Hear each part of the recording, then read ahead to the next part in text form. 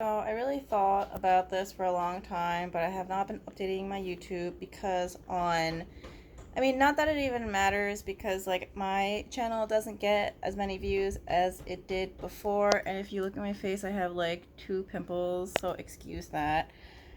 But I have not really been that motivated to post anything due to the fact on January 23rd, 2023, I was re-traumatized by Walk In GYN due to their inability to fucking read my chart and also listen to their patient. And I've gotten apologies from not the person who re-traumatized me, not the CEO, because they claim that she's busy, but she thinks about me and wants to talk to me. It's been 6 months, okay? I haven't heard from her, and she's clearly not busy enough that she doesn't have time because she puts out all of these YouTube videos on her YouTube channel that nobody watches anyway. But that's a hypocritical insult because nobody watches my YouTube videos anyway. But honestly, it's like I'm not as busy as she is. So basically, everyone's like, oh, sorry that happened to you, but we're not telling you the person's name who re-traumatized you because we don't want you to report her to the state, and we're not reporting her to the state because we don't think she did anything wrong. Basically, I don't really want to go into detail of the story, but basically what happened was I have been a patient for 3 years, and I have medical trauma, and that has been known to them since day one, as I am super transparent, and I tell people all the time, every single time I go, I will always tell them that I'm coming so that they can accommodate me. So basically, I'm not going to go through what happened the past 3 years because every single visit has been a negative one. But this past time, basically what had happened was I was going there for a blood draw and only to speak to the provider with my mouth words, right? And to get my blood drawn. And so basically, they have notes on my chart, they have alerts on my chart. According to my provider, she basically told the entire office that I was coming and how to deal with it, which is basically minimal contact, put me in a room, don't speak to me, and get out. So basically, the medical assistant was like, oh, you need to take all your clothes off and put on this gown. And I was just like, no. And she was just like, well, the provider is coming, so you need to get undressed. And I was just like, I'm not going to do that. And so basically what had happened was during this entire interaction, the door was open to the exam room. She shuts the door, and then she takes the gown, and she's like walking towards me, like cornering me into the room and waving the gown at me and being like, you need to take your clothes off, you need to take your clothes off. And I'm just like, no. And I'm like screaming. And then she has the audacity to have an attitude to be like, okay, fine. And then she throws the gown on the bed and then walks out the door and slams it, and just leaving me in there. And I'm having a panic attack, and I'm hyperventilating, and I have to call somebody, and they're like, calm down. And then obviously my provider hears me screaming through the door, so she's like running in, and she's like, it's okay, and it's not okay. And basically, like, no one gives a shit, and I don't think that this is okay. I don't think that it was an accident. She did it maliciously. If it was an accident, she would have just been like, oh, okay, sorry, and then just left at the first time. But she didn't. She kept going, and then she kept pressing, and then she really tried to come at me and tell me to do these things when it specifically says not to on my chart. And also, she was told specifically by the provider not to do it.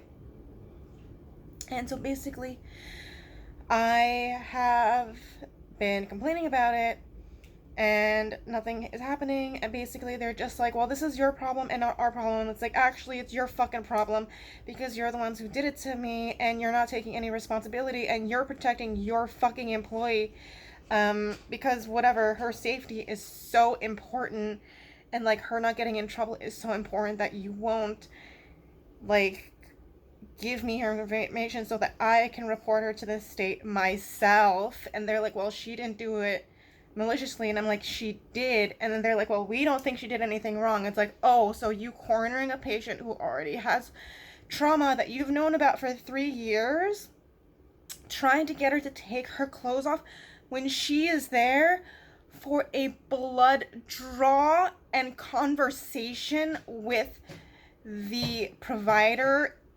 Is that necessary? I'm getting my blood drawn. When do you ever take your fucking clothes off for a blood draw? And second, I said that I was only there to speak to the provider. Why am I taking my clothes off to fucking talk to the doctor? Like, are you fucking retarded?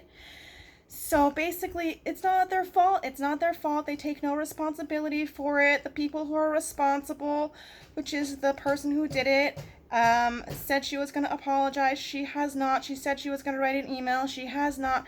The owner of the company, who everyone's like, oh, she wants to talk to you because she feels really bad that this happened, because her practice is by women, for women, and you know, whatever, but she's too busy and she's in LA and she's traveling and she's doing all these things for her business, so she can't, she really, really wants to talk to you, but she just hasn't gotten around to it. Bitch, it's been 6 months, okay? This happened January 23rd, 2023. Today, I don't even have my phone on, but it's July 20th, 2023. 6 months. 3 days until 6 months, okay? 5 months and 27 days or 28 days, whatever the fuck.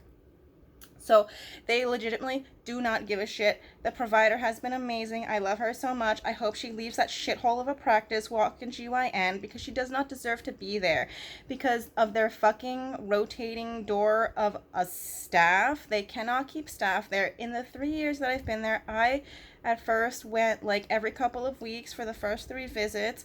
And then every visit after that was 6 months. So I have been there like at least like 10 times, and they haven't improved anything. And it's like, sure, they have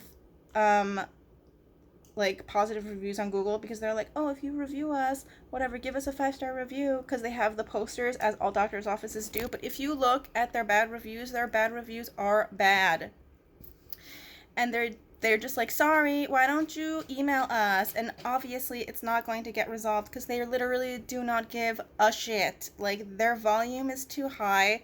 Their owner doesn't give a shit, and they hire like garbage off of the street. And I'm not just saying that because I'm mad. I also work in healthcare as an MA in the same position as the people who see me.